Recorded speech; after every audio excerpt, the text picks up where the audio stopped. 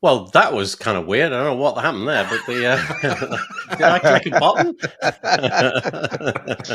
Are we supposed to do this yet? No, that's at the end. I thought I missed the whole thing. I was playing with my mouse just then, and I might well have clicked the stop the video button, but it doesn't matter. That's absolutely fine. Are we actually live? Yeah, I think so. Maybe somebody could go check. Go to one of you, if you wouldn't mind checking, go to wpbuilds.com/live. I have a certain way of saying that because I say that so often. I've got like this radio speak way of saying that exact URL. It says we're live. You're live. Yeah, that's fine. Yeah, I think it was me. I think it was human error. I clicked a button that I shouldn't have clicked. Anyway, here we go. Good morning, good afternoon, good welcome. Let's go with that. It is episode number 343 of the WP Builds This Week in WordPress show. We're joining you live from all over the globe. I'm in the UK, and we'll go around the houses and we'll say hello to everybody and they can tell us where they are. Let's start with Marc Westguard, co-show hosty thing, co-host thing, whatever that is. How you doing, Marc? I'm good. How are you doing? Yeah, I'm good. I am good. Genuinely good. We've got a little bit of sunshine in the UK, which is, you're from this part. That's not normal. Yeah, so. I just got back. I just got back from 2 weeks of sunshine. I had amazing weather, and I've come back to rain. So. Well, I'll tell you what, we've got the rain here. Marc is the founder of the WordPress form plugin, WS Form. I'm sure you've heard of it. If you haven't, you really should check it out. And he wrote this, not me. He is often photographed by Nathan answering support tickets. It's true. It's true. Marc and I spent about 72 hours together. It was a never to be repeated moment. We spent 3 days just before WordCamp Europe driving around and getting lost and having a nice time. And I took lots of pictures of Marc answering support tickets when he shouldn't be talking to me. He's very dedicated. That's right. Go and get WS Form. Check it out. What's the URL, Marc? WSform.com. Nice. Okay, it's like you said it before. That's right. Okay, so that's Marc Westguard. He's here. He's going to join us today. He's not in the UK, even though he sounds like he is. Georgia, I think. Georgia today, yeah. Today? What? Where will I be tomorrow? Who knows? Okay, yeah, who knows? Yeah. Portland. Wait, is that the country or the U.S. state? That's the state. That's the state. That is the state. Right. Okay. Okay, so over there, joining us, surrounded by a black border, but we don't know why. We don't know why he's got a black border. It's got to be a camera setting, and it's too early for me to figure it out. It's all good. Luckily, it's basically in line with what we want. It's perfectly encapsulated, so don't worry. It's Marc Benzakein. How you doing, Marc? I'm doing great, and a good job on pronouncing my name. Yeah, I now remember. Do you know what it is that I do every time? Do you remember the band Eels? I mean, not that there's a direct connection between that and you. I'm like, where are you going with this? Well, they did a song. They did a song called Novocaine for the Soul. And whenever I think of you, have you ever used NLP? You make connections with things so that you remember them in the future. Yeah, sure. I've made a connection with you and that song, which I really enjoyed when I was about 20. And so I think of that. And so I get Novocaine, Benzakein, and that's... Yeah. And there is actually an actual topical ointment called Benzakein. So, okay. But they haven't written songs about it yet. No, that's right. That's not going to fix itself in my head. Let me read your bio. It's a little bit longer, but here we go.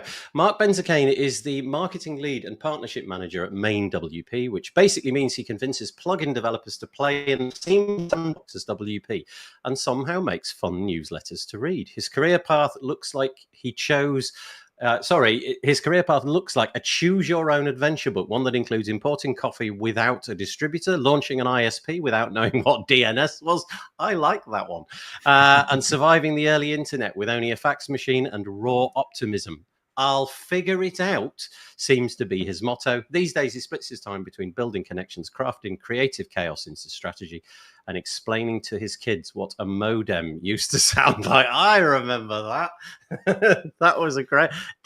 Oh, no, that's a Spectrum. I was about to do a ZX Spectrum, but I do remember what a modem sounds like. Anyway, thank you, Marc. Appreciate you joining us here from Main WP. Thanks for having me. You're Thank so you very welcome. much.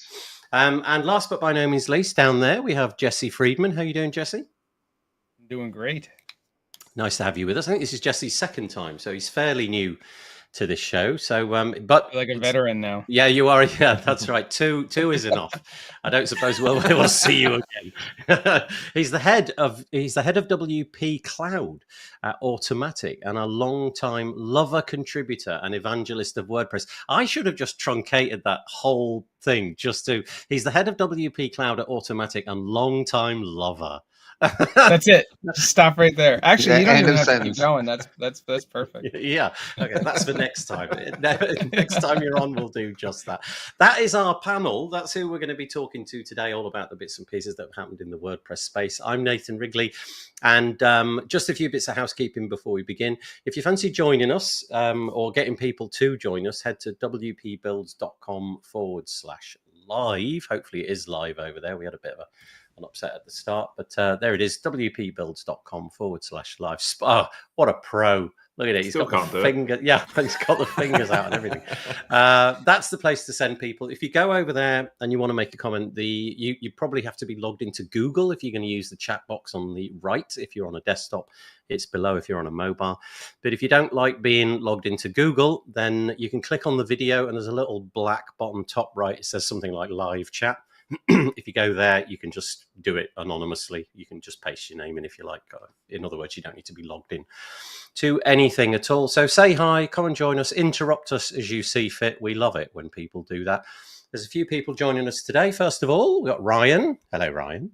Ryan's in sunny and mild Charlotte, North Carolina, US. You've given us the weather update. That's lovely. Thank you so much.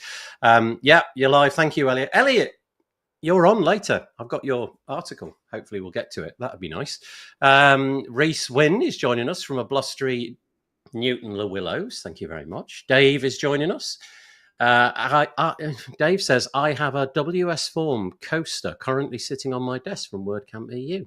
There you go. Yeah, nice. The swag works. I've got a WS Form bottle. And honestly, it was here about 25 minutes ago. And then I took it downstairs. I was going to trump Dave, I've got a coaster. I was going to raise my bottle and be like, look what I've got. What else have we got? Hello, all from Elliot Sowersby. He's just down the road from me. Hi, indeed. Patricia. How are you doing, Patricia?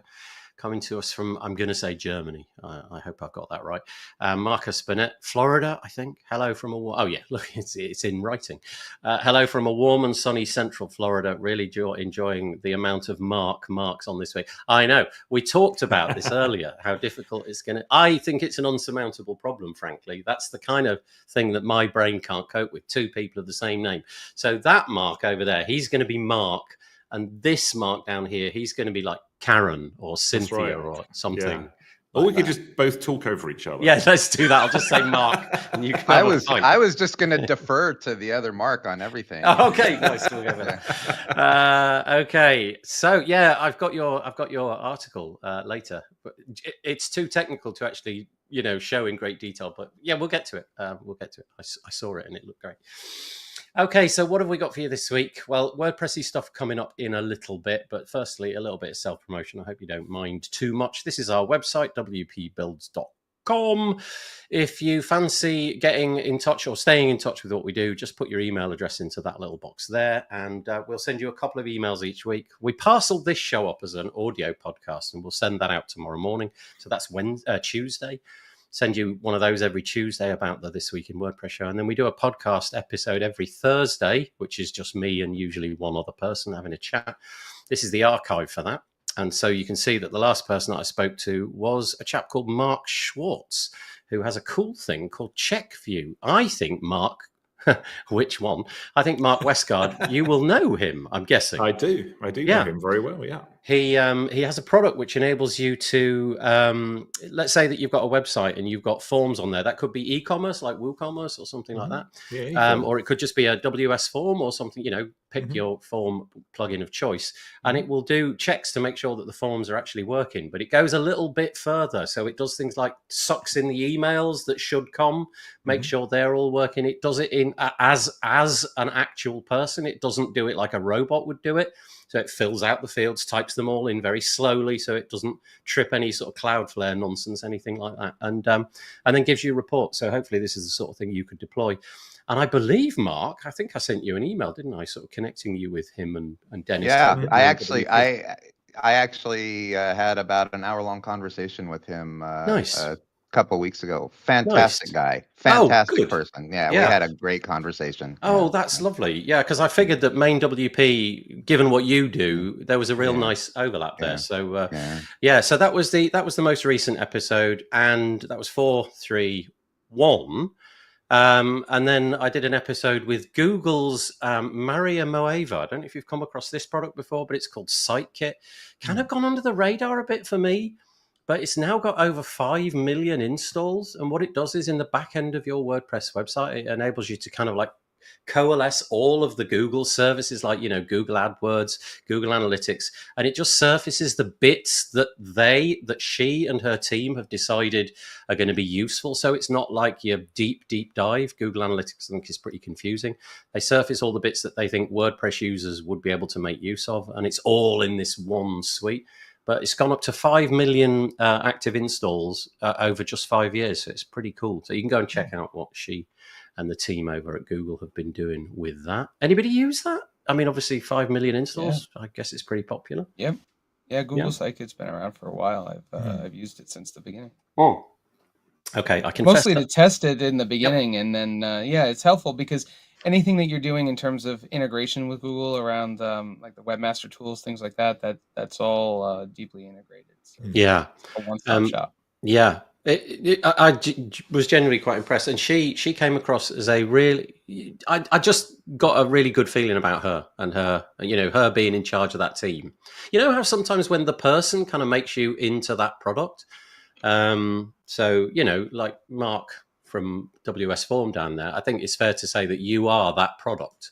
You do all the bits and pieces, and you've gone to great lengths to make it what it is. And I think people have. You've swayed a lot of people by your personality and your showing up. I got that same intuition with her. And obviously this is not her product, but I got that same good feeling. And if you could send Marc Westguard the check into the mail, that would be great. Thank you. It's funny, when I first started out, I was promoting the brand, WS Form, and very quickly learned that people like to engage with the person behind it, right? And personal brand is very important. So I try to be a nice guy, but I'd say you're very nice. You're a very nice guy. Can I just say, I've got over here, I've got some hexagons. Marc Benzakein seems to have a plank of wood. Marc Westguard, you've got, I don't know what they are, like 3D squares. Yeah. Jesse's got squid and what looks like a superhero. So did you paint those? I did not, but they're actually the best icebreaker of all time. Everyone asks what's going on with the artwork. So the funny thing is that this is like a resume or a CV for me. I worked on a product a long time ago called Blue Squid that we had to move to WordPress. And I saw this at a art festival, bought it from the guy who painted it, put it up on the wall at the company we were working at. And then when the Blue Squid product was finally replaced by WordPress, when we killed it, I commissioned him to make the harpoon, and then we hung that up in the office. Then I left that company, created Brute Protect, sold that to Automatic. That's Brute Protect, and then joined the Jetpack team, which is the Rocketeer. He's far too clever. That's awesome. I've got a similar story. I once did a website called reallyuninterestinghexagons.com. And that's what's going on. That's all you've got. Yeah, that's all. That's such a cool story, Jesse. The reason I hadn't spotted it is because when you joined the call, you were in a tiny little square.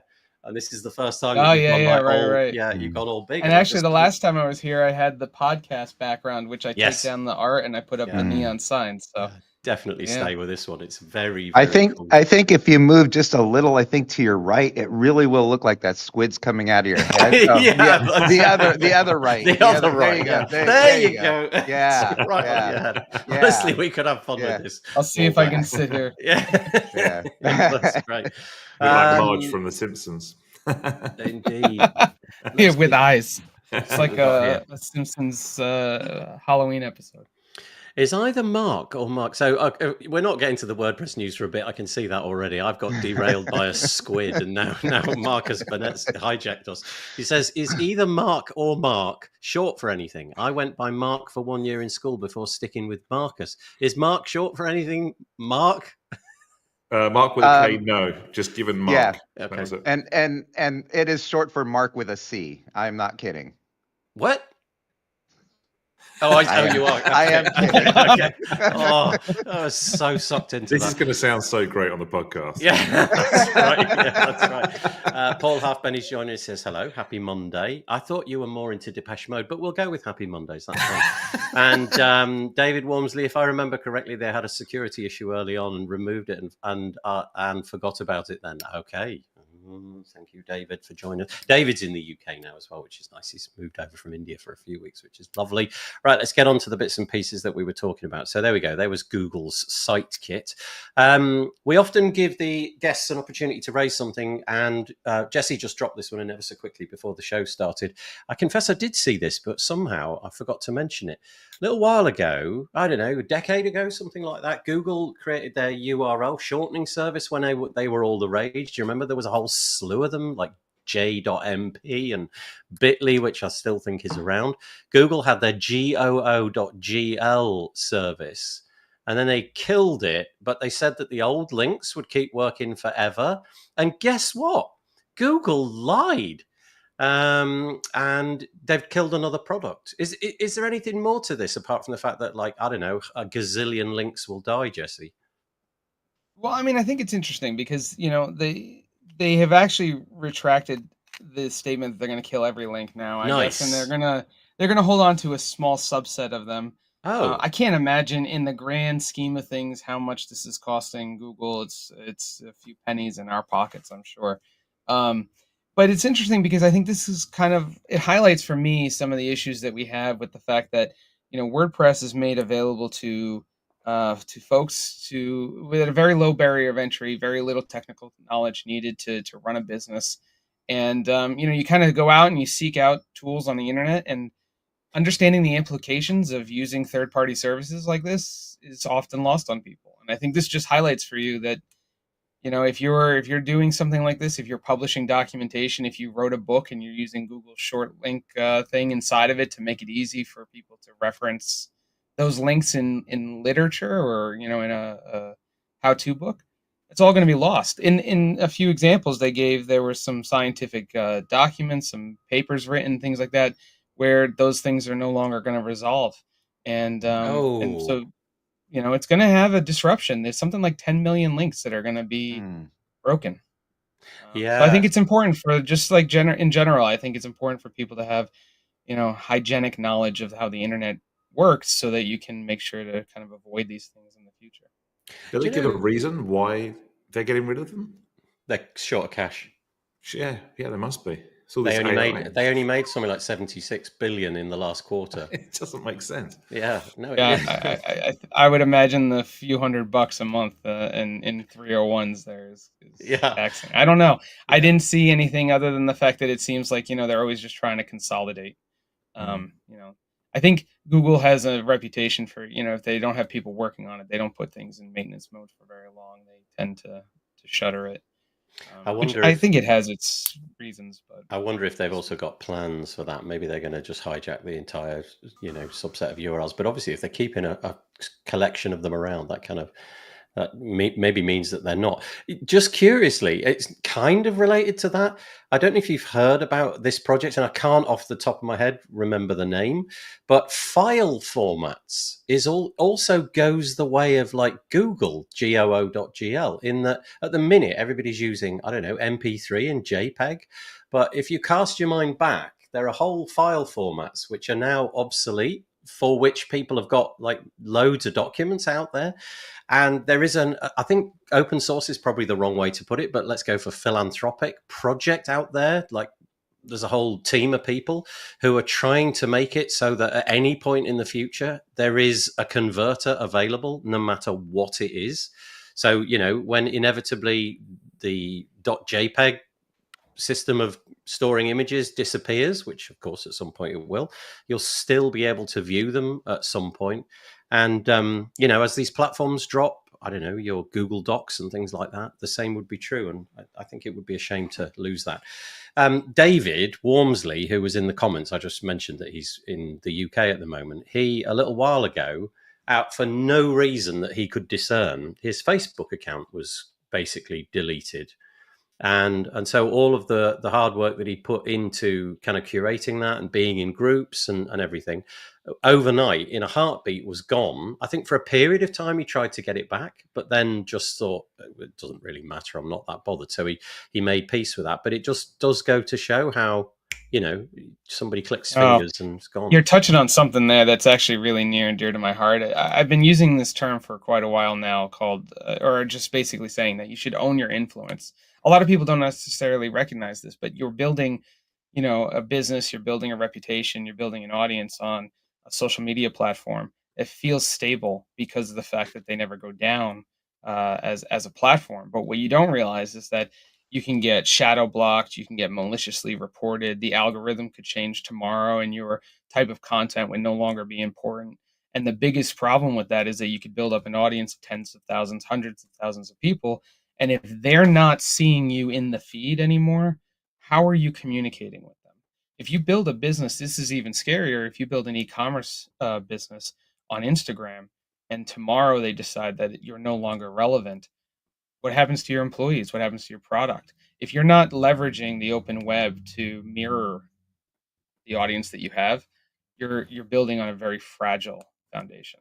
We're all about that as well, aren't we, in the WordPress space? But I feel that conversation is really difficult to penetrate into the head of somebody under the age of 25. So I have 3 kids, and these platforms like Instagram is a perfect example. It's been alive for as long as they've been aware about the internet, and so it feels immutable. It almost a bit like Google feels immutable to me. It almost feels like a public service, like a utility that I can rely on, Google Docs and things like that. But of course it can disappear. But it's so difficult to imagine that scenario that I think it's a bit like, you just sort of throw caution to the wind. Screw it, I'll just put my endeavors all onto Instagram, to Facebook, whatever. But boy, the day that it does disappear, which it inevitably will, let's hope it's sort of slow and gradual, and people can sort of wean themselves off it in the process. Yeah. Yeah. But what's the answer? Because the reality is, I can create a TikTok account right now and have content up 5 minutes later. Yeah, it's compelling. And so when you go on the open web, all of a sudden it's a completely different, like, you have to know things. And and I, first of all, Jesse, I completely agree with you. I love that term. You have to own your influence, but there has to be a way to bridge that gap then, because the appeal of Facebook and TikTok and Instagram and all that is the ability to just instantly get your content up and get views. Yeah. Social media should definitely be leveraged. It's not something that should be ignored. The short-term games of building an audience are, unparalleled anywhere else. But the long-term, the long tail strategy for anyone online should be to mirror that audience somewhere else. And so that way you control and have a way to communicate with them. It's just this idea that people don't understand that they actually they don't own the connection between them and their audience, because it's built on a platform that they don't control. And all it takes is, shadow banning is one of the worst things out there for people, because they're putting up content, they're not blocked, they don't understand why things are starting to fall apart, but their traffic starts to decrease, and they can be screaming from the rooftops, creating new content, and their audience is just not seeing it. So what do you do at that point? Well, if you had brought those people over to WordPress as well, or to an email newsletter, or anything else where you can control that level of communication with them, then you can say, hey, I'm moving to this platform, I'm doing this. If you love my content, don't, go to YouTube instead of Instagram, whatever it might be. But right now, it's just you have a bullhorn into a muted audience, into a bunch of people with soundproof headphones on. You can't get in contact with them. You know what the answer is?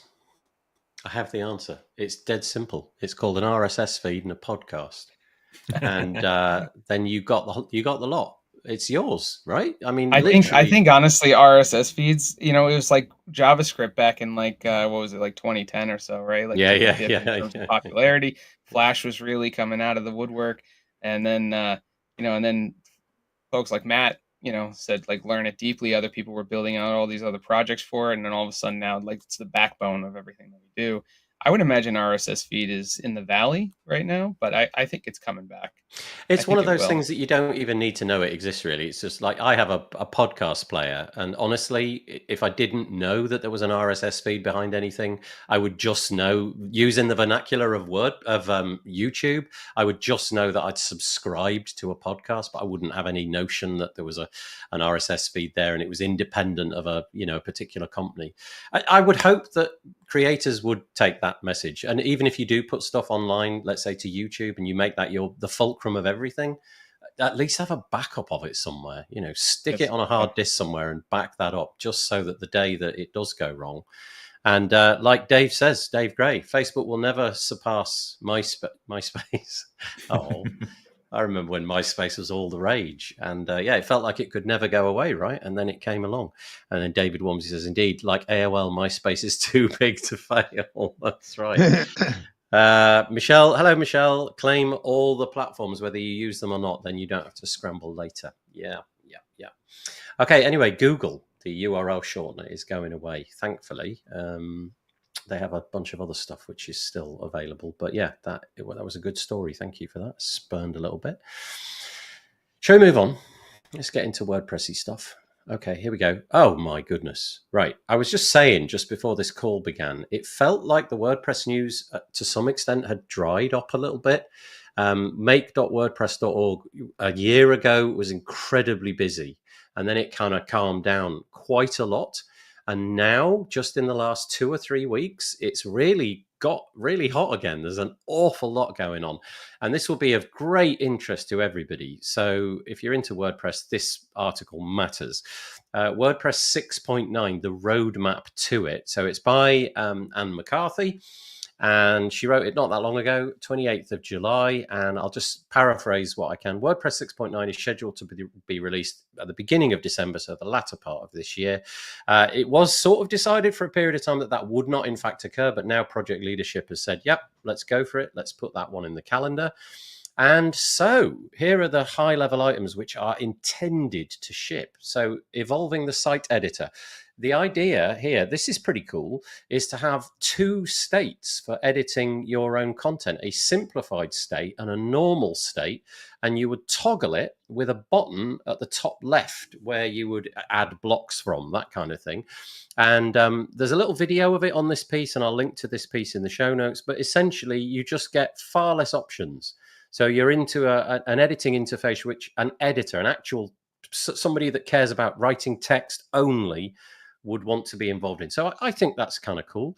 Expanded template management is also on the cards. Adding support. I don't really get this, but I'm going to read it out anyway. I'm not really sure what it means. Adding support for multiple templates per slog, with the ability to activate or deactivate them for easy switching between custom templates. It doesn't mean at the same time, though, does it? Surely it means like you could have this one or this one. Yeah, so I would imagine what that means is that, like, if you're a newspaper and you have a template for, editorials or something like that, and then you want to switch all the editorial templates for a small period of time because of a special that's happening with the newspaper where you're trying to drive its subscriptions or something, you could switch the template. Then you won't have to go in and change all the things that are using that template, because you would be switching it behind the slug. Okay, I get it. That makes sense. I just didn't parse it that way, so that's really helpful. Thank you, Jesse. The next one, this is super cool. The ability to hide blocks. So basically, you could have blocks in the editor, which when you hit publish, never make it to the front end. So you could have like a half-finished piece of, I don't know, a paragraph, which you never quite got right. You just tell it don't appear on the front end. And so you can show it, hide it, essentially, which I think is really nice. Block level. Think about that for Black Friday's specials, right? the week before, you can have them all loaded up, ready to go, all your Right. specials, and then publish it. You just go to the block and hit, go live. Yeah, so it's not like copied in from a draft document or something like that. It's all there in the document, but it's just not there quite. Then moving on to what feels like collaborative editing, you've got the idea of block level commenting will be dropping. So you can see it. If you're looking at the screen, you can see it. So you're in a paragraph block, say, for example, you'll be able to have people view comments, comment on comments, reply to comments, close comments, that kind of thing. Again, very cool. It's not like the collaborative thing quite, but it's a part of the journey, I suppose, getting there. Then the command palette, so think like Spotlight on the Mac. This already exists in WordPress, but I suspect that many people don't use it because it's really only available in a subset of places. The idea is that it will be available everywhere. And imagine this with the new AI capabilities. That would be kind of an interesting thought. So that's also coming. And then there's a bunch of slightly more technical things, including the WordPress admin experience, which we'll come to in just a moment. But I think some of those features sound pretty exciting. Over to you guys, if you've got anything to add. I was interested in the PHP AI client, which is further down on that document. Thank you. And I spoke to James LePage about this at WordCamp. Where were we? Europe, I think. Yeah.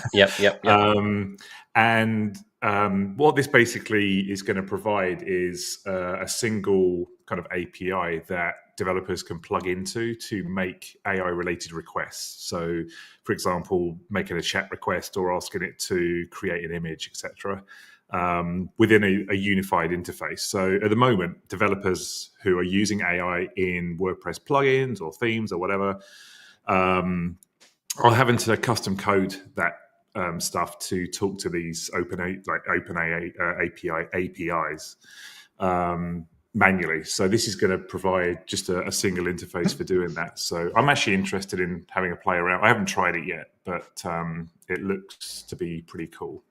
We featured, so James LePage, who's the head of AI at Automatic, we featured an article that he wrote about, and it wasn't the PHP bit. I want to say it was the Abilities API. Okay. Is that right? Have I got that right? And I thought, I've never said this, I thought that was the single most important article we've ever mentioned on this show. So I've been doing this since like 2016 or something. I just thought, like, that is profound. If you can offer something which makes kind of WordPress the centerpiece of all this AI stuff, and you all know that I don't use a lot of AI, so I don't really truly understand it. But it does feel like there's a lot of what you were saying, Mark, developers having to write their own thing to make it behave in WordPress. And then, of course, they've got this silo that they've got to maintain. And this idea that WordPress will deliver this connector, this ability to have these abilities. So, I don't know, the AI knows that's what you do when you want to make a post. That's what a comment looks like. That's what the back end, the list view looks like, whatever. Yeah. If all of that is possible, it suddenly makes WordPress kind of like this engine, this powerhouse. Well, I think this is a big stepping stone for all things AI in WordPress, and it needs to be there. So, I'm interested in playing around with it. We have an OpenAI add-on for WS Form, and again, I had to write all of the connectors to it. You were the first that I knew that did anything like that, and I remember thinking at the time, "Why the hell's he done that?" Like, this is such a flash in the pan. This is going nowhere. OpenAI, what? What does that do? Yeah, what the heck? We use it for making forms, but also for adding AI interactivity on forms. So you can use it to create content in like a visual editor, or create an image for a blog post or whatever. So eventually I'd like to migrate that to this new client that they've built, so that it's all centralized within WordPress. But imagine just sort of going into your WordPress site and just typing in, create a blog post with 7 images, I don't know, about dogs and something, whatever, you get the point. And then just check the SEO settings for me, make sure that it is working with my SEO plugin. You just type it all in and off it goes. That all seems now to be within reach, whereas it felt like you would have to subscribe to a bunch of paid for services, obviously the AI APIs you've got to pay for, but you'd have to cobble together a load of plugins that would do all of that work, and it now feels that that's going to happen inside a court. And Tammy, yes, okay. So you're finally getting excited. I'm getting excited by how it works, not by it. Let's go with that. Anybody on the AI thing that we just mentioned there, or the bits and pieces in 6.9? Jesse or Marc, Benzakein, do you want to drop in there or not? I'll move on if not. It just seems exciting for the same path that Gutenberg is on, which is that it can become a editor that lives outside of WordPress, Gutenberg anyways. So like maybe this is a foundation for a framework for building on the internet through AI. What I'm enjoying from this is that it feels like for the first time in a while, I feel there's a bit of mojo in WordPress, which I haven't felt for 7 or 8 months. It felt like there's been a lot of little bits, interesting little bits, but it feels like this AI team have got a really large amount going on.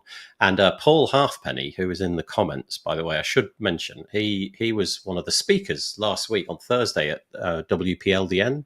We do a meetup in London for the WordPress community in London, and he has a plugin called Filter AI, and it would definitely be worth checking out. He did a demo with his comedy partner Ali. They were like the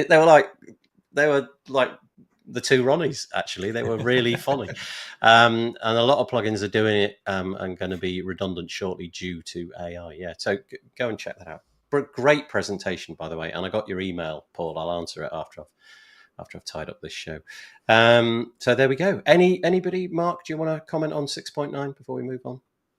I like you. I agree. It's good to see some actual momentum starting to pick up again, because you're right. It felt kind of like, I wouldn't say it felt like things were dying, but things were definitely a little sick for a bit. So so yeah, I'm excited about where things are going, and I am. I think like most of us, I have a love-hate relationship with AI, but I know that there's no avoiding it, and so learn it and work with it.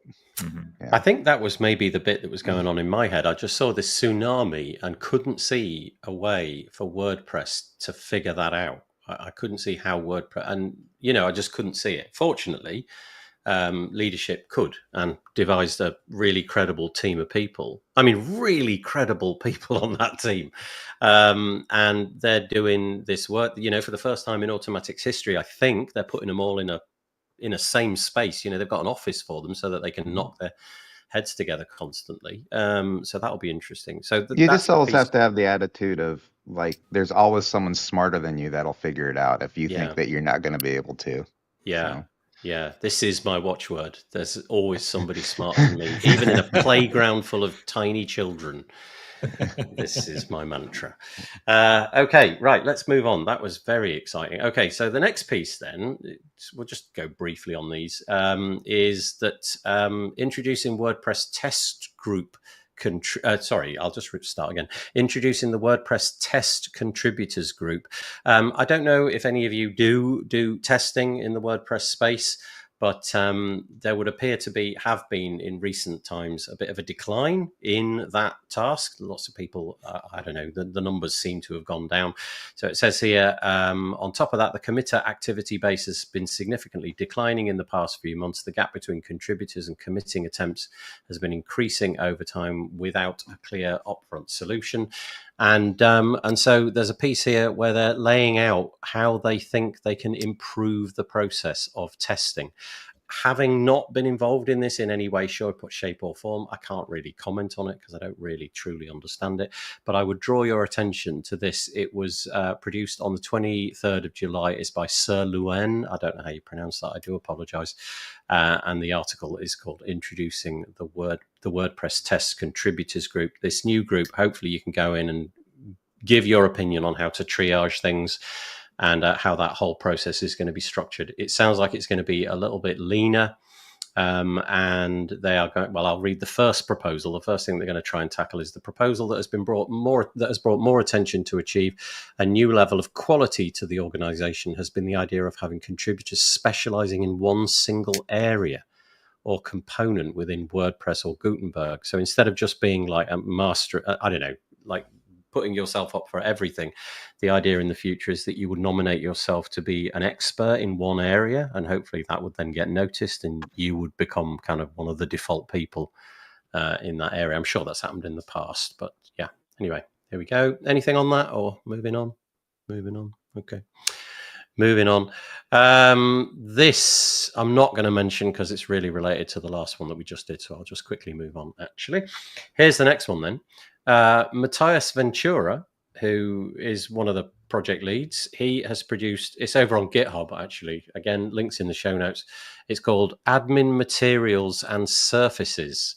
And I'll just read out what he says. As we further develop the primitives to make up the overall admin system, it seems important to map out main elements that compose it. The issue focus is largely on how things might work and how things are structured and how they look. And he's splitting the whole thing up into something called materials, concepts, and screens. And if you can see here, this is, sorry if you're listening to this on the podcast, this bit is going to be a tough listen, but this we're going to have to look at the screen for a little bit. The overall admin interface is composed of a few core materials grouped into bases, surfaces, and overlays, and he gets to show those. Then he shows what some new surfaces might look like. And then he moves into what different screens might look like, different ways that you might have things. I quite like this one, this table view, where you've got this idea of sort of like a faceted search almost down the side here. Another table view here, surfacing things like media and what have you. And basically, it's a call for help with what do you think the admin should look like in the future. And I noticed Tammy, who's on this call, has put her comments in as well. And there she is. Look, that's one person's opinion. Whoop, this one here. Now this issue rocks. Yes, it does. Anybody got anything on that? I don't know if you had a chance to read it. I didn't really summarize that very well, I don't think. But anyway, I mean, it's the roughest, draft of wireframes for what the admin could look like. And when you went down to that screen there where you showed the pages, I think it's exciting because what you start to see there is, if we modernize the admin, I think you're going to be able to browse around a lot faster. And I think this new idea of the way the interface is going to work is that it's going to be a lot more focused on the path you want to take. If you're a designer and you're building, you'll be able to focus much more on that. If you're an editor and you're writing, it'll be a little bit easier to do that. And I think you'll see that you'll be able to kind of navigate and understand the admin a lot faster. I think one of the problems that we see when we interview new users trying out the WP admin is that, at least with, I think most hosts don't always put the biggest emphasis on the admin speed over the front end speed.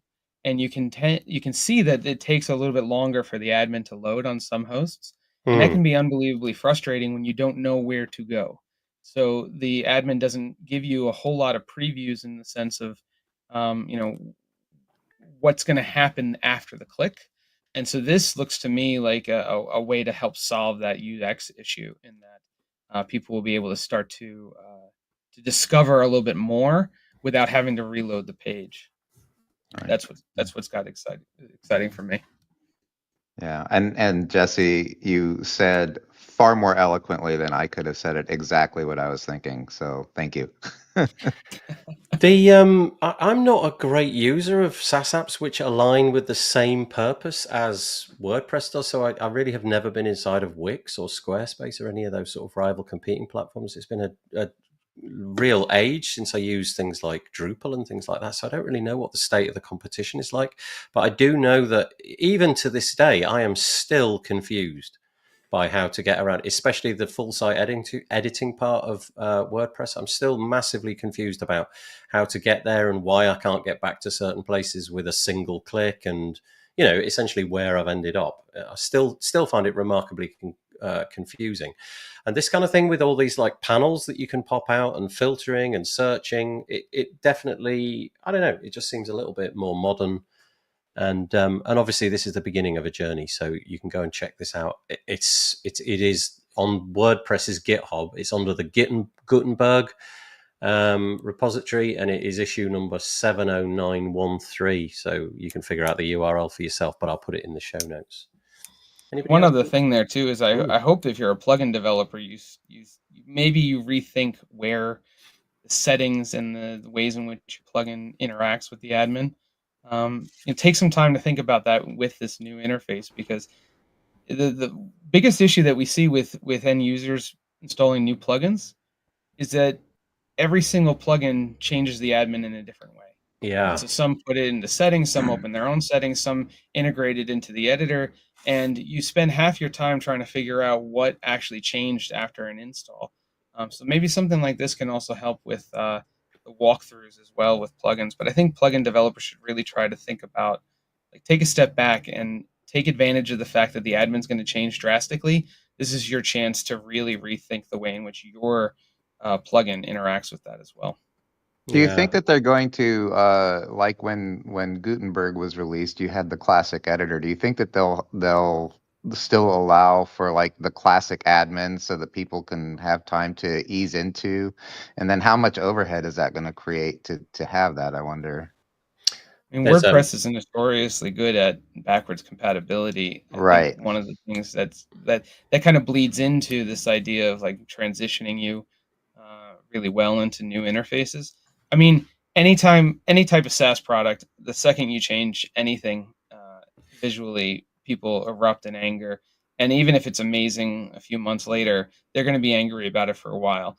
I don't know. I have no knowledge as to whether or not the actual core team is going to maintain that, but I would imagine that if they don't, someone else will. Someone will create a plugin that will restore the old admin, because the nature of WordPress. Yeah, David, who's in the comments, he said in groups, I'm imagining he's thinking about Facebook groups and things like that. I see many would like to know the impact for classic WordPress users. And then actually on the article, I didn't spot your comment, David, but David's made a comment as one of about 10 on the actual GitHub issue. And he's put, how does this affect those who want to disable Gutenberg and use WordPress for the PHP functionality it can add to an HTML site? Okay, that's really interesting, because this doesn't appear to allude to any of that, does it? It definitely feels like, your full site editing all the way.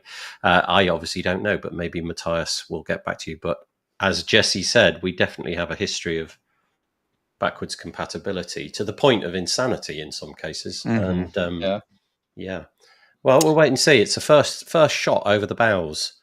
Tammy, if you've got anything to say about that, let us know. Otherwise, we will move on. I'll link to that in the show notes. Okay. I was going to just mention on this, the same comment Jesse was talking about plugin developers. A lot of them are coming up with completely different UIs, right, for their products. So you may have 10 plugins installed, all with a different look and feel when you click on them. Some of them popping out of the admin and then coming back in. I actually took the decision with my plugin to try and incorporate it in with the look and feel of the WordPress admin. For some people, they don't like that. They actually criticize my product and say it looks dated. And I'm like, well, I'm trying to keep it, within the same UI, so I can't really win. But I hope that from what I've played with so far, I've done a lot of work with Zach Katz, with DataKit, and the whole data view system. And sorry, my wife is calling me. Turn that off. The data view thing has been progressing on the previous article that we were just going through, Nathan, on the 6.9 roadmap. Yeah, that was in there. There was too, wasn't something it? in there as well. Yeah, so there's a lot of stuff to do in there with different field types and stuff. I hope that this is going to be extensible enough and adaptable enough to plugin developers and not just the Gutenberg interface. Because I'd really like to see plugin developers take advantage of this new UI that they're coming up with. So hopefully there's enough in there for everybody to work with, and not, hopefully this isn't 100% focused just on the Gutenberg project and what it needs. Given that this is the WordPress way, obviously Matthias is doing this all, these screenshots and what have you, it's all in the open. Obviously, you can contribute and add your comments and what have you. James Lau, I presume in response to David Wormsley's just saying, just give in. Just give in. Just give in. I actually read that as a pun. Give in as in like stay in the WP admin, He's given in. He has given in. He's given in with WordPress altogether. Basically, he's gone to HTML and CSS almost entirely. So yeah, Tammy says. So here we go. Who also has a lengthy comment in that post as well. The maintenance burden of supporting backwards is intense and substantial. At some point, we need to make decisions. This is a personal opinion. Yeah, I'm with you, Tammy. Okay, right. Anything else on that? Nope. Okay, we'll move on very, very quickly. Am I going to do this one? I know it's not on the screen, but I'm just deciding whether... Yeah, let's do this one. No, let's not. I'm sorry, you don't know what I'm talking about, so I'm just going to move on in the background. The most recent event coming up in the WordPress space, the one that's coming up next, the big flagship one, is going to be WordCamp US. It's being held in Portland in 3 weeks' time, something like that, a little bit less. At the minute, the last time I looked, they'd sold 750 tickets. It's definitely down on the numbers from last year. It's at the exact same venue, which at previous numbers felt massive anyway. I mean, it really is a gigantic venue. They're doing student tickets, so if you're a student and can prove through some kind of accredited ID that you see the slip there, if you can improve through some sort of accredited AI that you're a student, you can get a ticket for $25. For the rest of you, it is $100. And this is one of the keynote speakers, which I thought was kind of interesting, Danny Sullivan, who is of WordPress and has been involved in search for the longest time. And it feels to me like a really pivotal moment for Google and search. So it would be kind of interesting to see what Danny Sullivan has to say about that. By the way, if you are thinking of going and you go to the Portland website, you too can receive a free copy of the guide to Portland, and they will mail it to you for free. It only costs the US taxpayer $12.95. And so I recommend you get it. And you can be the recipient of a booklet entirely full of ads. No, I'm hopefully joking. That's just the Oregon taxpayer, not the US. Yeah, that's right. No, it's actually pretty good. I was mocking. It's actually pretty good. You can get it for free, and $12.95. They'll send it to you, and you can find out things about Oregon and Portland in particular. I should turn that into a WordPress website. That's AI, just send them photos of it. Say, turn this into a website. See what you get. Yeah. I don't know which of you folk are going. I'm going to be there. I know Marc's going to be there. Are you going, Marc? The other Marc? Are you heading there this time? I actually am not. Oh. So this is the first WordCamp US I am not attending, and we'll see how that goes. It's gonna feel strange to not be there. I will tell you that. Well, I'll send you updates. Jesse, are you going? I was accepted to speak, but I unfortunately had to decline because I will be out on sabbatical. So Automatic gives a 3-month paid sabbatical. They kick you out the door every 5 years, and mine starts on Monday, 1 week from today. Oh, nice! So you got 3 months just hanging out. That's so good. Yeah. Do you get to decide when that sabbatical is, or they just say, no, this is your sabbatical, see you later? It would certainly be interesting if they just booted you out. Like, that's right. You get to work one day and it's like, sorry. Sorry. It's today. In the old days, they called that suspended without pay or something. I'm actually hiding that. Yeah, I've been suspended for I was trying to come up with something funny there. No, I chose it. Actually, I was going to originally go out in June and be back just before, but things got postponed a little bit, so I'll be back in November, and I will be missing WordCamp US. But, the couple of comments come in about what we were talking about. Sorry, we probably don't need that one there. Let's just put this back. 826 tickets sold as of today. The target. I was speaking to, was it Carla Campos, I think, who's one of the organizers. There's a podcast episode coming out on Wednesday from her. Their target is 1,000. And it was literally this time last week that I spoke to her. So they've added, they had 750. So they've added 75 in the last week. So hopefully if that trajectory continues, they'll get up to that target of 1,000. Yeah, I hope so. As someone who's run WordCamps in the past, I can tell you the last 2 weeks are the most stressful because you plan for all these meals, you plan for these big auditoriums, and that's where like most of the tickets are sold. Is the last few weeks. She was saying that it's like 30 hours a week for her at the minute, and she's just robbing Peter to pay Paul. She's taking it from time off, like evenings and weekends. She's just putting in an extra 30 hours. because the whole volunteer basis of the entire thing, you know, every time she gets on a plane, she's got to pay for that. Every time she does an hour, she's got to pay for that. So, you know, very thankful for people like her putting these events on. You know, the gratitude is enormous. But also it must feel very, very difficult at this time. She wasn't expressing any sense of sort of regret or anything like that, but you could definitely tell her words were chosen carefully. She's under pressure. So high attendance would be great. Speaking of attendees, if you are going to attend, just know this. I just got an email about 20 minutes ago. It's beautiful. This is the email I just got. I love how they've got the total attendee figure of 1,594. Yeah. So honestly, I got an email about 15 minutes ago. It says, "Hi, I hope you're well. We are following up to confirm." They're not following up. I've never heard of these people. We're following up to confirm that you're interested in acquiring the visitor attendee list from WordCamp US between blah, blah, blah, blah, blah, blah, blah, blah. But they've highlighted it in yellow, which is so nice. There's nothing tasteless about that at all.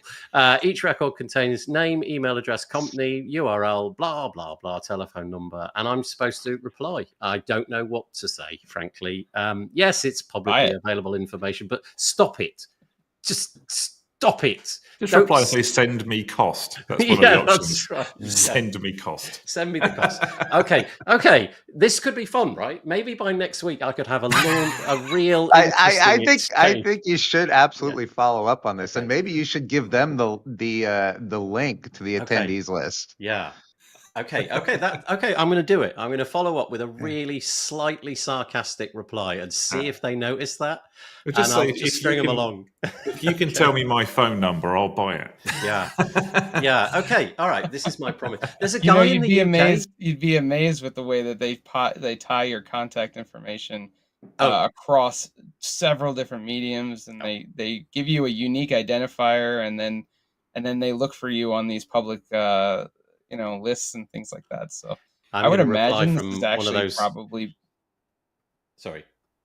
I was going to say that this could be complete spam, but it could. I mean, it is spam either way. But like, it could be a complete spoof, or it could actually really have people's information, and it'd be kind of creepy to see what they. Yeah, I'm not actually going to get anything from them, but there's a guy in the UK who does stand up. And one of his skits that he does in his stand-up, I don't know if you've seen him, Marc. I can't remember his name. Joe Lycett. Is it Joe Lycett? That's it. One of his things is that he does exactly this. He replies to spam email really politely, and then just gets into this like crazy email exchange with them where it just gets more and more absurd. And he sees how long he can keep them going and how long their interest is maintained, even though it gets really, really ridiculous. I mean, hysterically funny. But it's a way to tax them too. Yeah, exactly. Yeah, it's great. Yeah, exactly. Cloudflare are going to do that with bots, aren't they? They're going to just sort of trap them in an endless nonsense bunch of websites and URLs and just keep them cycling around. So didn't they have an old lady that just calls up these scammers and talks to them for hours? They've got an AI of an old lady. That's exactly it. And she just she's counting out her cash with coins at the register. Yeah, and it's things like, they'll the call operator at the other end will be saying, "Okay, just click this button," and they've programmed it so that she's as doddery as possible. What do you mean click which button? The blue button or the red button? And eventually, obviously, the operator figures it out and hangs up. But they can waste so much time on this old lady. Don't redeem the gift card. This is the reason AI should exist. No other. Okay, so here we go. Marcus. So anyway, I will report back that next week. If I remember, I will try to get that email thread. Watch this space next week. Marcus Bennett, though, is saying there's a special limited edition of his Unleash the Wapoo card game. For attendees. I don't know if you saw that last week. He's had a whole load. He's had a card game. Well, he invented a card game, and he's been in the process of getting the prototypes, whatever it's called, like the factory versions, just to check the quality and what have you. And I saw that you've rejected one, Marcus. One, I don't know, the quality on the corners or the edges or something wasn't quite as good. So he's finalized all that, I think. And the card game is here. I think it's a bit like something like Top Trumps. We have that in the UK. We don't probably have that in the US, just saying. And so you can get that. You'll be able to pick that up on, what did he say? A special limited edition. How many are you bringing? Just out of interest. 4. Very heavy. 976 or whatever the number. 1,574. Yeah. So are we gonna have like Pokemon type collectible Wapu cards now, or exactly is this like a Unleash the Kittens or Exploding Kittens type game where it's like you get all the cards at once? Hang on, let me go and see if I can Google it, see if it's got any. Yeah, there you go. So it's called Unleash the Wapu. This is it. Nice job on the website. Let me just get rid of that comment. So here we go. Cool. We're getting off, waylaid, but it's great. So yeah, here's the card game. So you can see it's a bit like, each of these characters. Well, I don't know if there's an equivalent like this in the US that I can lean into, but each character has certain characteristics, and those characteristics means points. And I'm guessing that you compete against each other and try to win each other's cards or something like that. But anyway, there's the how to. That is a nice website, Marcus. Good job. Look at that. It would be a lot of fun if you could trade cards, trade Wapus, and then go back and look at all the different unique Wapus from old WordCamps that people customize. That would be very cool. Says collect Wapus, deploy plugins, rule the dashboard. So that's all I know. But it'll be there. Oh, it looks like there's something about how you set it all up and what have you. Go and get it. You can buy it. Look, click on the buy now button. You can get it before the event on a discounted rate, but you can get it at a different discounted rate if you turn up to the event. Tammy Lister's saying, will there be a digital version for those of us that prefer that? Tammy wants to play against an AI. I don't know if that's just taking it too far, Tammy. He's put a lot of time into that. It says it's more like, it's more like Exploding Kittens than Pokemon. Okay, got it. And there will only be 50 limited edition cards. Thank you very much. We're turning into the sales channel for the Wapu game, but I'm happy with that. Nice. Marcus, maybe it's not too late to get an ad in that Portland. Brochure. Yeah. There you go.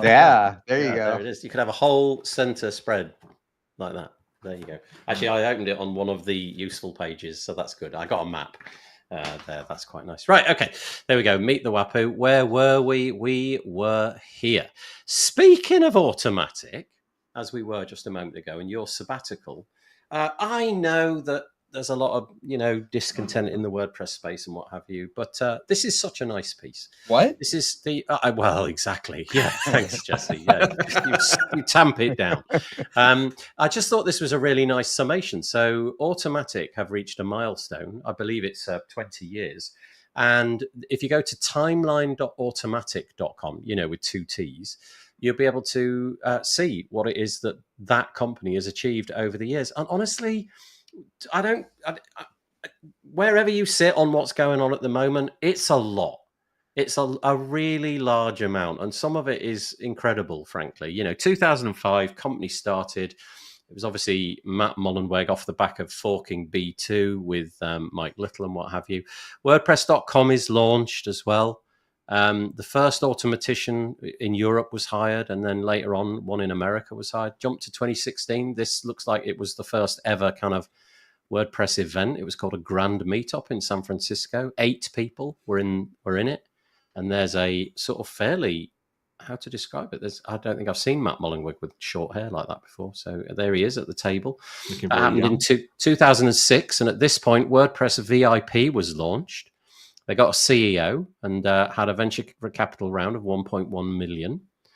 And then that person at the back of the table there, quick anecdote, that looks like Brian Veloso, who was one of the first designers at Automatic. Oddly enough, he was directly across the hall from me in my dorm in Providence, Rhode Island, when I went to college.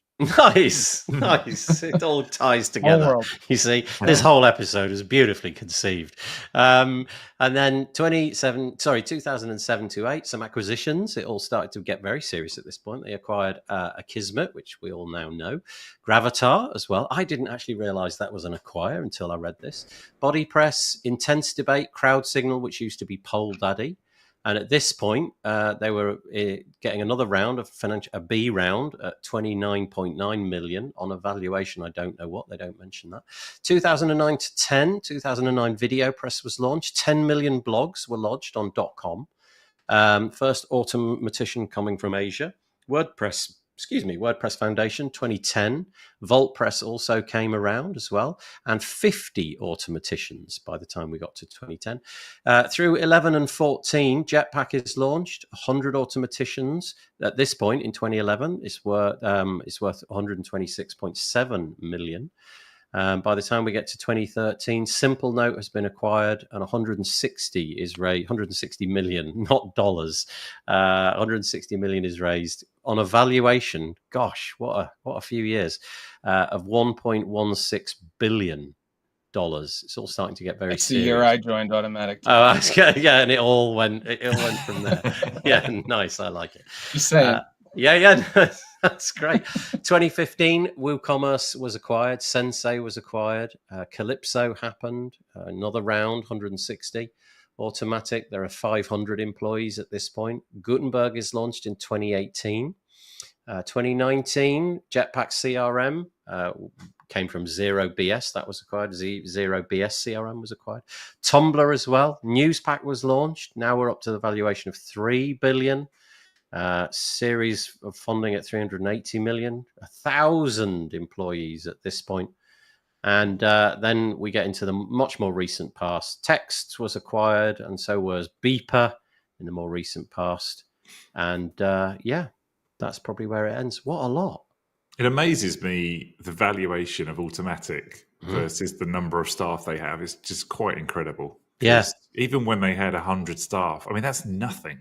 Yeah. And they had that valuation. It's just incredible to me. Where do you fit on this timeline? Like in terms of the first time you actually seriously took a look at WordPress? Mine is here somewhere. I think I'm around the 2014 mark. So, it's a pretty serious endeavor at this point. Most of the world has probably heard of it. That's where I live. What about you? Let's go Marc Benzakein. Where were you hanging out the first time? I want to say around the 2010, 2011 mark. Okay, you're much earlier than me. Still a fairly, 50 automaticians only at that point. It was still fairly small.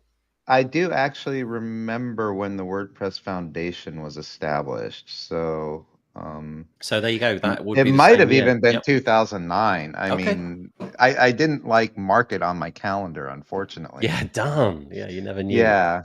Never knew it was going to be so. But important. that would be about the time. And I used WordPress for purely nefarious purposes as a affiliate dumping ground to just make money off of affiliate marketing, and did actually pretty well with it. So that's how I discovered WordPress. You sense that somewhere that was written on this page, but they just deleted it at the last moment. They've introduced that whole comment, that whole block that they can hide and show on the back end. Your contribution is there, Marc, but it's not. Well, I feel, I prefer to work in the background. Anyway. That's right. I like it. What about you, Jesse? You said you joined. I joined Automatic in 2014. 2014 for an acquisition that is actually not listed there, but we were a small group. We actually had a lot of impact with Group Protect with a very small team. I think I'm actually in the negative timeline here. Back in 2004. Gosh, you're right back. Oh yeah, so you're on the time. You're before the timeline existed. You're like Doctor Who. What? How does that happen? Wow. Okay, you really go back. And Marc, it was very, very early on. Yeah. Marc, what about you? About the same as you, but I think 2014, something like that. One of my staff members said, "Hey, we need to look at this WordPress." He went off to a WordCamp and came back with bags full of swag. And I was like, "Well, that's all very nice, but what does it do?" And that's when I was introduced to it. So for me, it was when Drupal 8 came along, whatever that was. Whenever Drupal 8 came along, I was heavily into Drupal, and I just couldn't. So they don't do backwards compatibility; they just throw it all out and you start again, which is great, right? Because they keep up with the latest tech and they don't have to worry about all that. But it does mean you've got to rebuild existing sites, and you really do have to start from scratch. So I started whenever that was. It feels like it was 2014, 15, something like that, maybe. Here we go. Sinan WP wrote my WordPress book at 2012. That's kind of cool. That's really nice. Me too, actually. Yeah. Okay. And back to the game. Marcus is in fact thinking about doing a digital version, Tammy. So there you go. But it's going to be $20 billion, he says, holding his little finger in his mouth. 2015 for Elliot. Sorry, not 2015. I cannot read. 2005. So he's right with you, Jesse. Right back at the very, very start. Okay, keep your comments coming in. That's really nice. There's your timeline. That's your automatic timeline. Let's see if it continues. Okay, this is interesting. I can't play it to you because I can't suck in the audio. But this caused a bit of a controversy this week. This was Imran over at Web Squadron. If you haven't had a chance to watch the video, I'll just tell you basically. He feels that so it's directed towards content creators. So it's the likes of newsletter creators, I guess bloggers, but things like YouTubers, podcasters, that kind of thing. And his central contention really is that it's gatekeeped a bit, and only the people who are in the inner cabal, for want of a better word, get onto these shows and get to demonstrate their stuff. And there's a lot of people who deserve to be shown but never quite make it. I think he's probably got a point in that, you guys have all been on the show before. I thoroughly expect you to be on again. We do have that kind of relationship, don't we? I can email you and you feel comfortable coming on. And so it happens. I don't really know. I wish it wasn't like that. I wish it was much more open and everybody could come and have their say. So I'm going to have him on and he can air his views. But I don't know if that's something that you've noticed in the past. Are there just like a bunch of people that always come onto the radar, always in your Facebook, always in your Instagram, always on your YouTube, and you think it is a little bit of a cabal? That certainly was Imran's contention. I think that's the same. He did it in a non. He didn't throw any. He wasn't punching down on anybody. No. He didn't mention any names or anything. So yeah. Sorry, Marc, I interrupted. Oh, no. I think. I mean, I watched it. I think it's the same in any industry. There's usually people that are more vocal than others. There are, particularly like conferences. I mean, like WordCamps, for example. When you go to WordCamps, there's a common crowd there who spend a lot of time together, build friendships, build relationships, and for that reason, they're going to be the ones that come to mind when you want to talk about a particular topic. And I think it's the same in any industry. I don't think it's anybody doing anything bad. Not fair, I think it's just the way industry is, Yeah. I think there's also something to be said that even if you're an incredibly talented person in the role that you have, there's still the work of promoting yourself, being a great public speaker, animated, like all these other components that go into it. And so there's only, in that Venn diagram of people who are talented and working in this industry and all this stuff, if you're going to play in that space, you also have to fall into that as well. And I think when you combine that with what you were saying, Marc, everybody has an inner network. And when you're doing these shows and things like that, you're leveraging your network of people who you run into at these camps and talk to and all that stuff. And so if you're out there and you're not feeling like you're getting publicity, I would say just keep working it. I run a podcast, Impressive Hosting. If you're not getting publicity, if you're not getting out there and you want to come on the show, come ask me. It wasn't hard to get on this show. I don't think there's a masked group of folks out there influencing who you're allowing on the show. I'm certainly not experiencing that. One thing I would say, which might be kind of interesting, is what I do is I do interviews. So it's me talking to another human being. So already the gatekeeping is, can you speak English? Because that's all I can do. But then also, can you reply? Because it's an interview. So if you can speak English, but it's not going to be consumable by anybody, that is also a sort of subset of criteria. There, I get probably about 3 or 4 email a week from very, very credible developers who have a thing. And I delve a bit deep and I always reply and I always ask, tell me a bit about what you've got. And then often that will dry up. So I feel, okay, that was cold outreach. That's not going anywhere. But then sometimes when I do reply, I get, well, okay, so you're a podcast, are you? No, we don't have anybody that can come on. We're not confident in English. So it sort of dries up organically in that way as well. And I would love to raise those voices. I completely agree. There are a bunch of really talented people who've got really credible products, but the missing piece to success is the marketing bit. Mm-hmm. And I can only do what's on my, what's in my skill set of things that I do on my podcast. I'm not about to go out and, I don't know, get a translator to do an episode between one person and the other, because in all honesty, the audience probably wouldn't, make it through that episode. So I do get what you're saying. But there you go. So here you go. Just to emphasize how low the bar is. Dave Gray says he interviewed me. It's like pulling teeth. I'm not sure what that says about the group of people who are here right now. Sorry. Well, you said it wasn't hard to get on this show. That's the standard I like to maintain. Aim low, and you can't. Nathan always pushes me away. I'm always trying to get in. Here we go. I feel like, so Sin and WP, I feel like WP World needs more TikTok, Instagram Shorts creators. We have lots of podcasts, nice channels, but not enough socials. Okay. I will leave that one to percolate in my head. So I think Imran's got a point. He's not trying to propose a solution. He's just trying to raise the thing. I'll have him on the podcast. Hopefully, I've offered, and hopefully he'll come on and we'll throw that around a little bit and see if we can figure it out. Right, God, we're with 13 minutes to go and we've got less than halfway through. So let's see what we can do. I know you're about to start AI. Yeah, I know. Oh, no. Okay, here we go. I'll raise this one very quickly. Jamie Marsland over on Poodle Press. So not I don't know if he's doing this outside of the sort of WordPress, the head of WordPress YouTube, because he's done it on his own personal site, but he's trying to imagine that WordPress is maybe not as exciting as it had been in the past. We were talking about things like that. And AI seems to be able to offer the promise of livening it up a little bit, but he wants to push it further and sort of say, let's not rely on website building.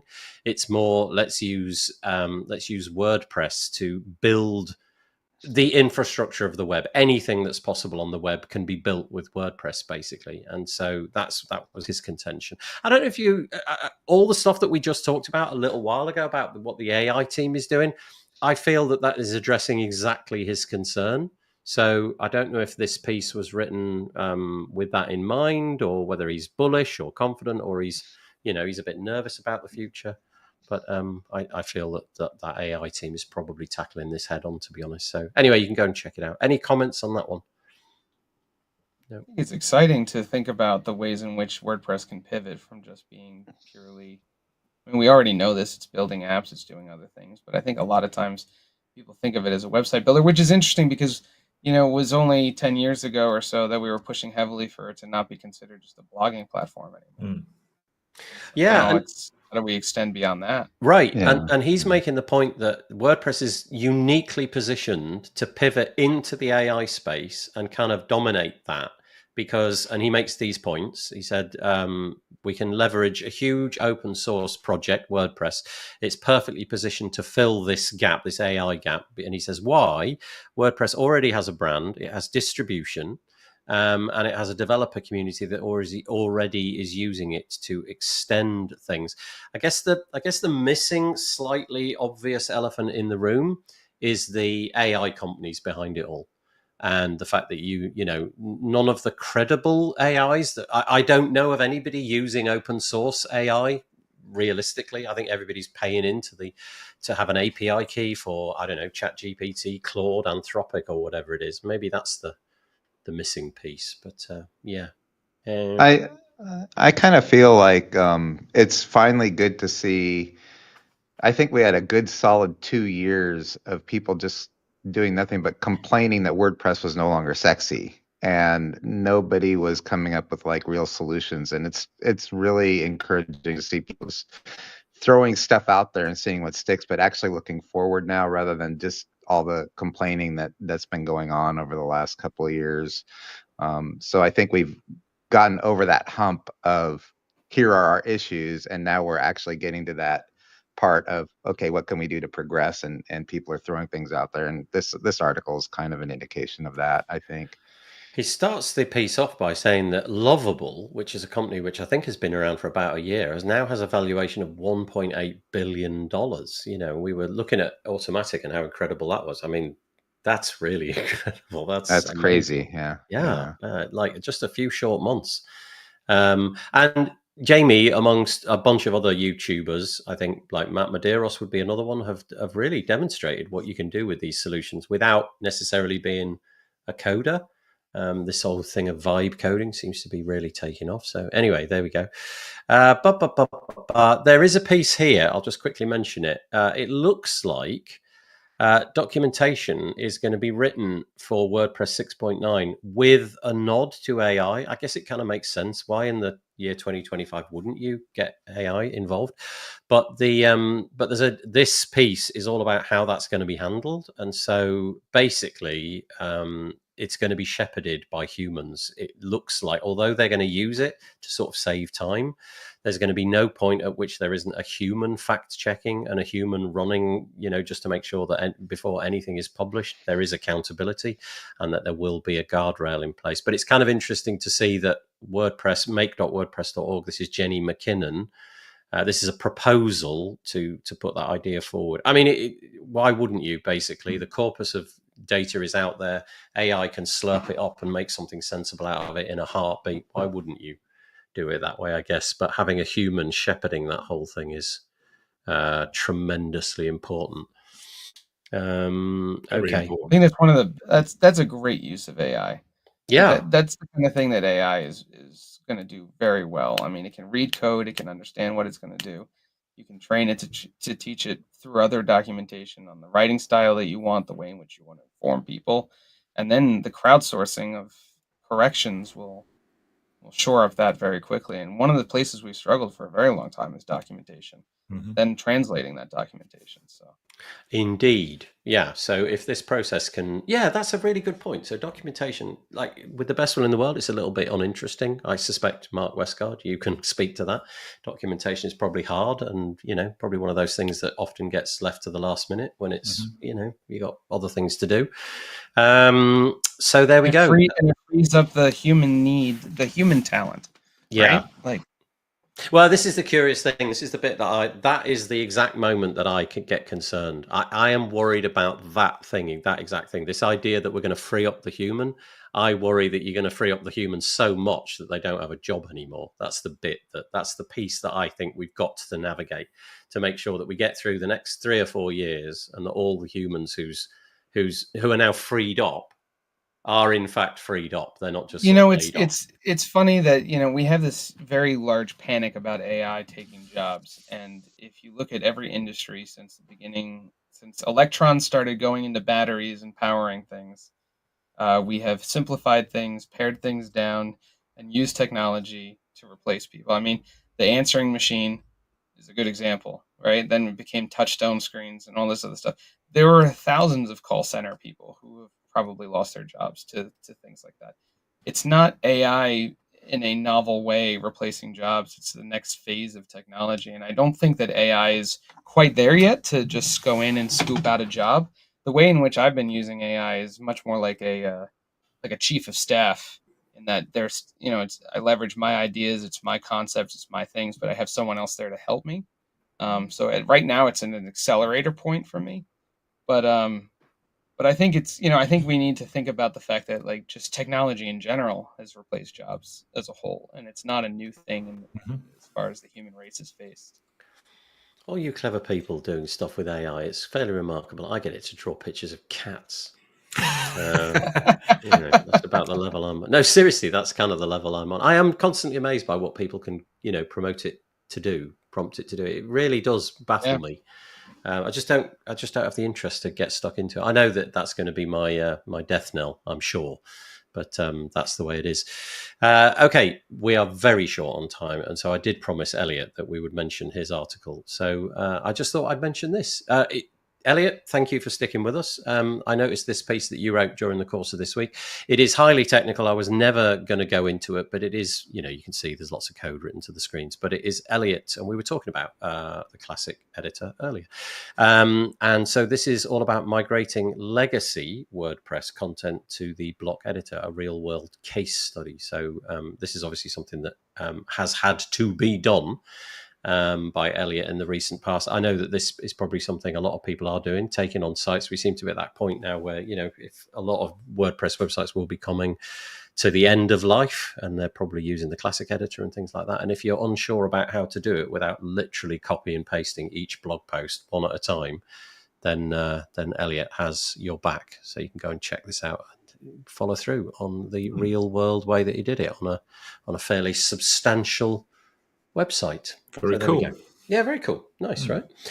There's some sales on. If you want to go to Stella, this is through the events calendar, but if you go to theeventscalendar.com/Stella-sale, you'll be able to see that they have a sale on the events calendar. But if you scroll down, you'll be able to see that loads of other stuff on the Stella brand. So, for example, things like Cadence and LearnDash and Give and Solid and Iconic and what have you, that's all on sale. I think it's 30% at the moment. You got one more day if you want to make use of that.